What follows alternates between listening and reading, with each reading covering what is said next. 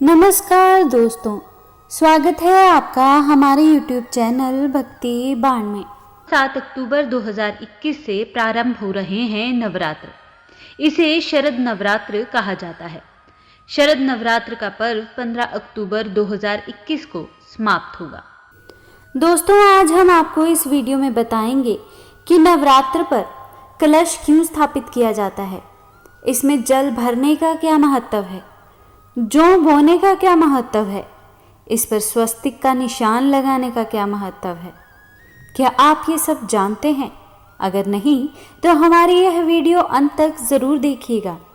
हिंदू सनातन धर्म में कलश स्थापना का बहुत महत्व माना गया है। किसी भी शुभ कार्य, विवाह, गृह प्रवेश आदि में कलश पूजन किया जाता है।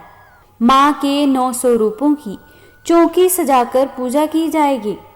नवरात्र के प्रथम दिन माँ शैलपुत्री के पूजन के साथ घट स्थापना यानी कि कलश स्थापना करने का प्रावधान है। माँ की चौकी लगाते समय घट स्थापना अवश्य की जाती है। इसके लिए मिट्टी का कुंभ, तांबे या चांदी का लोटा भी लिया जा सकता है।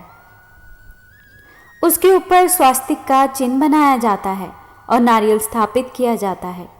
विधि विधान के साथ पूजन करके कलश स्थापित करते हैं। लेकिन क्या आप जानते हैं कि कलश क्यों स्थापित किया जाता है? स्वास्तिक और नारियल लगाने का क्या महत्व है? मिट्टी या बालू की वेदी बनाकर जौ को बोने के पीछे क्या मान्यता है? आइए हम आपको बताते हैं। कलश मध्य स्थान से गोलाकार और मुख छोटा होता है।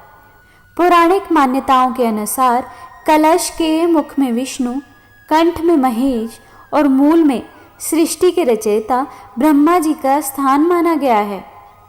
कलश के मध्य स्थान में मातृ शक्तियों का स्थान माना गया है। कलश को तीर्थों का प्रतीक मानकर पूजा की जाती है। इस तरह से कलश स्थापना करते समय विशेष तौर पर देवी देवताओं का एक जगह आवाहन किया जाता है। मगर क्या आप जानते हैं कि कलश में जल क्यों भरा जाता है? शास्त्रों के अनुसार खाली कुंभ को अशुभ माना गया है, इसलिए कलश में जल भरकर रखा जाता है। भरे हुए कलश को संपन्नता का प्रतीक भी माना जाता है। मान्यता है जल भरे हुए कलश को घर में रखने से संपन्नता आती है। कलश में भरा गया जल मन का कारक माना गया है। कलश के पवित्र जल की तरह हमारा मन भी स्वच्छ और निर्मल बना रहे, ताकि मन में किसी प्रकार की घृणा, क्रोध और मोह की भावना का कोई स्थान ना हो। कलश स्थापित करते समय कलश के जल में दूर्वा, सुपारी और अक्षत डाले जाते हैं। उसके ऊपर आम के पत्ते लगाए जाते हैं। इसके पीछे का कारण है कि दूर्वा में संजीवनी के गुण हैं, सुपारी में स्थिरता के गुण हैं और पुष्प में उमंग और उल्लास के, जो हमारे अंदर समाहित हो जाए ऐसी हम कामना करते हैं। अब बताते हैं कि कलश पर नारियल क्यों रखा जाता है। कलश के ऊपर लाल रंग के कपड़े में नारियल लपेट कर रखा जाता है। नारियल को गणेश जी का प्रतीक मानकर पूजा की जाती है। जिस तरह से सभी कार्यों में गणेश जी का पूजन किया जाता है, उसी तरह से पूजा में सबसे पहले कलश पूजन होता है। नारियल पूजन से पूजा पूर्ण मानी जाती है।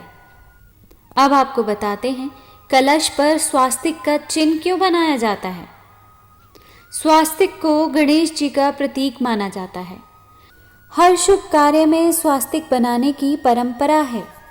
मान्यता है कि यदि यह चिन्ह बनाया जाए तो शुभता आती है, इसलिए घर के दरवाजों पर भी स्वास्तिक बनाया जाता है। कलश पर बनाया गया स्वास्तिक चिन्ह हमारे जीवन की 4 अवस्थाओं, बाल्यावस्था, युवावस्था, प्रौढ़ावस्था और वृद्धावस्था को दर्शाता है। अब आपको बताते हैं कि कलश में जौ क्यों बोए जाते हैं। नवरात्र के कलश स्थापना करते समय जौ बोने का भी प्रावधान है और ये अवश्य बोएं। माना जाता है कि सृष्टि के निर्माण के बाद सबसे पहली फसल जौ थी। इसलिए इसे पूर्ण फसल माना जाता है। इसके पीछे यह मान्यता है कि जौ को सुख, समृद्धि और संपन्नता का प्रतीक माना जाता है। मान्यता है कि अगर जौ तेजी से और घनत्व के साथ बढ़ते हैं तो उतनी ही सुख संपन्नता आपके घर और जीवन में आती है। जय माता दी। Like this video, subscribe this channel, press the bell notification icon.